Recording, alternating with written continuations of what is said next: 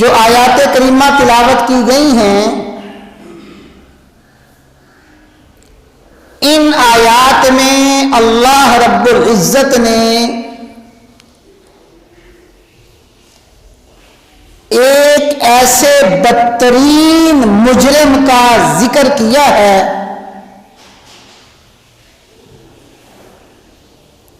جس نے اپنے جرم کی نحوست میں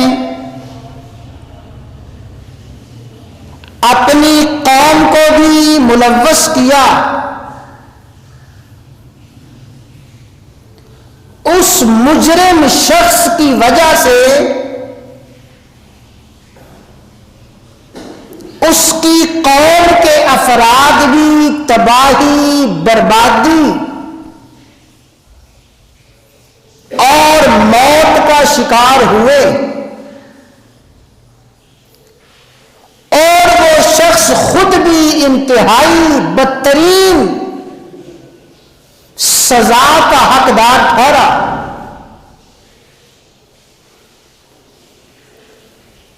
گمراہی ایک شخص نے پھیلائی،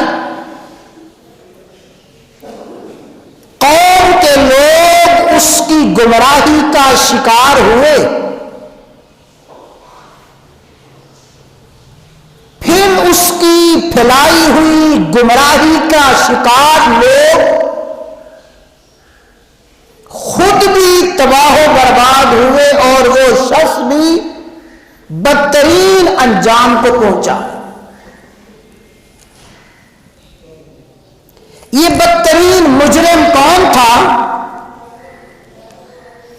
یہ ظالم ترین انسان جس نے اپنے اوپر بھی ظلم کیا، اپنی قوم پہ بھی ظلم کیا، اس کو قرآن کریم نے سامری کا نام دیا ہے۔ سامری، اہل علم نے لکھا ہے کہ بنی اسرائیل کا ایک قبیلہ، ایک خاندان تھا، بنو سامرا۔ اس بنو سامرا سے تعلق رکھنے والا یہ شخص، جس کا اصل نام موسیٰ ہی تھا، اور اس کو سامری اس وجہ سے کہا جاتا تھا کہ اس کا تعلق بنو سامرا کے ساتھ تھا۔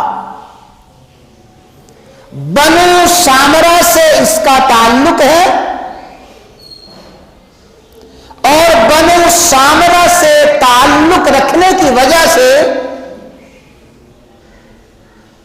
اس کو سامری کہا گیا۔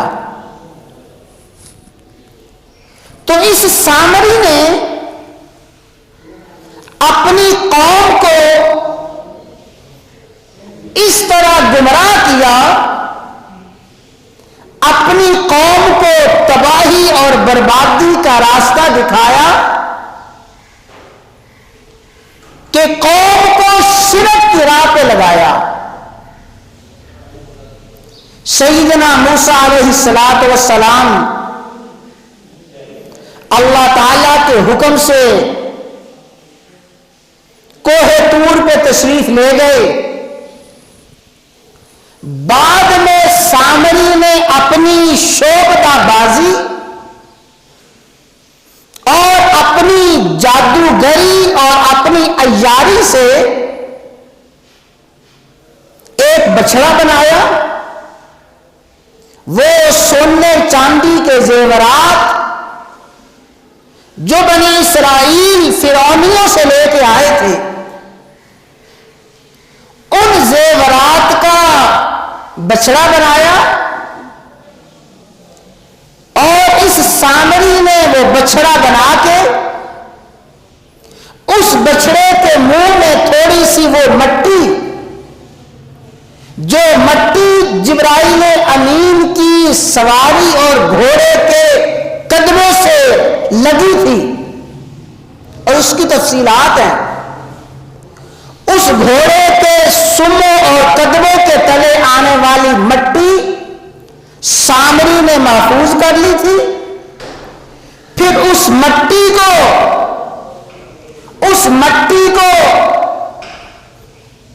اس سامری نے اس بچڑے کے منہ میں ڈالا. جو ہی بچڑے کے منہ میں مٹی گئی، اللہ تعالیٰ کی قدرت سے، اللہ تعالیٰ کے حکم سے اس بچڑے میں مختلف قسم کی آوازیں نکلنا شروع ہوئی. وہ آواز نکال لے تو سامری نے اپنی قوم سے یہ کہا، ھذا الہکم و الہ موسیٰ، کہ یہ بچڑا جس میں سے آواز آ رہی ہے یہ الہکم، یہی تمہارا خدا ہے، یہی موسیٰ کا خدا ہے. اس طرح سامری نے اس بچڑے کو معبود قرار دیا. کثیر بنی اسرائیل اس بچڑے کی پرستش میں، اس بچڑے کی عبادت میں ملوث ہوئے. اس طرح بنی اسرائیل نے اس کی پرستش شروع کی.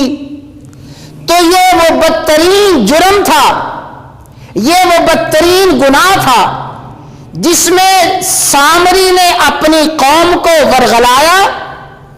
قوم سامری کی باتوں میں آ کے شرک جیسے بدترین جرم میں ملوث ہوئی. پھر جب موسیٰ علیہ السلام تشریف لائے، اپنی قوم کو اس حالت میں دیکھا، انتہائی افسوس اور انتہائی غضب کا اظہار فرمایا. اور پھر وہ لوگ جنہوں نے بچڑے کی پرستش کی تھی، جنہوں نے شرک جیسا گناہ کیا تھا، اللہ تعالیٰ کا حکم آیا کہ وہ توبہ کریں. ان کی توبہ یہ ہے، اقتلوا انفسکم، اپنی جانوں کو قتل کریں، ایک دوسرے کو قتل کریں. جنہوں نے بچڑے کی پوجا نہیں کی تھی وہ قتل کریں ان کو جنہوں نے بچڑے کی پوجا کی. اس طرح ہزارہا بنی اسرائیل قتل کیے گئے اور ان کی توبہ، ان کی معافی قتل ہی قرار دی گئی.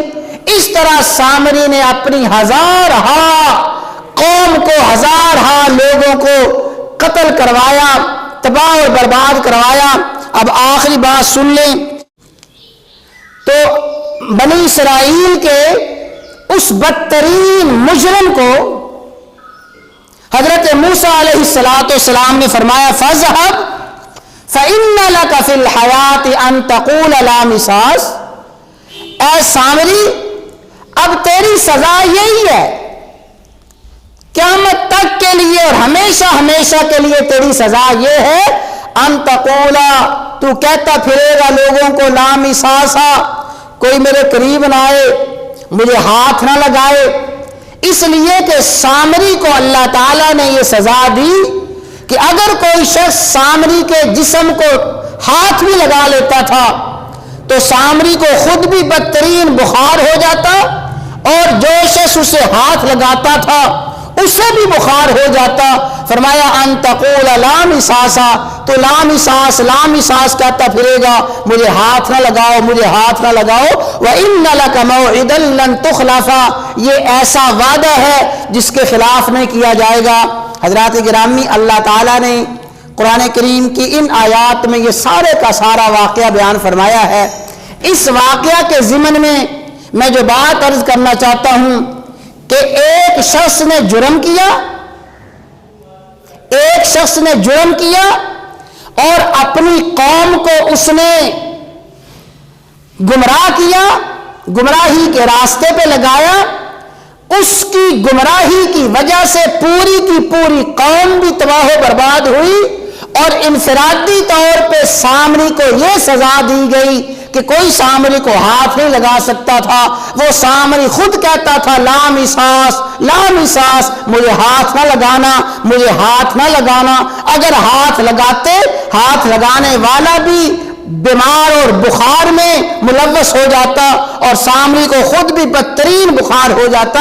اللہ تعالیٰ نے یہ سارے کا سارا واقعہ قرآن کریم میں بیان فرمایا ہے.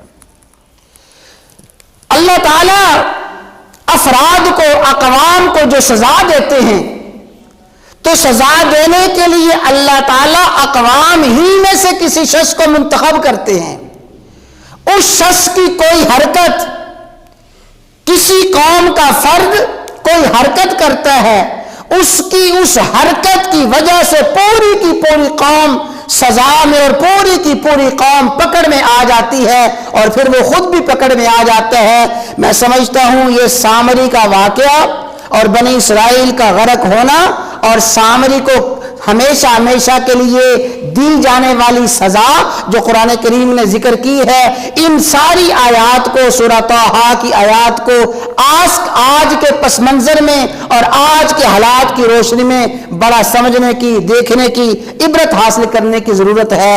دعا اللہ تعالیٰ ان آیات کریمہ سے ہمیں عبرت حاصل کرنے کی توفیق عطا فرمائے اور یہ جو حالات ہیں ان حالات میں اللہ تبارک و تعالی ہم نے اپنی رضا، اپنی خوشنودی والے کام کرنے کی توفیق عطا فرمائے اور اللہ تعالیٰ ان حالات کو اہل ایمان کے لیے آزمائش، اہل ایمان کے لیے درجات کی بلندی اور اہل ایمان کی گناہوں کی بخشش اور مغفرت کا ذریعہ بنائے.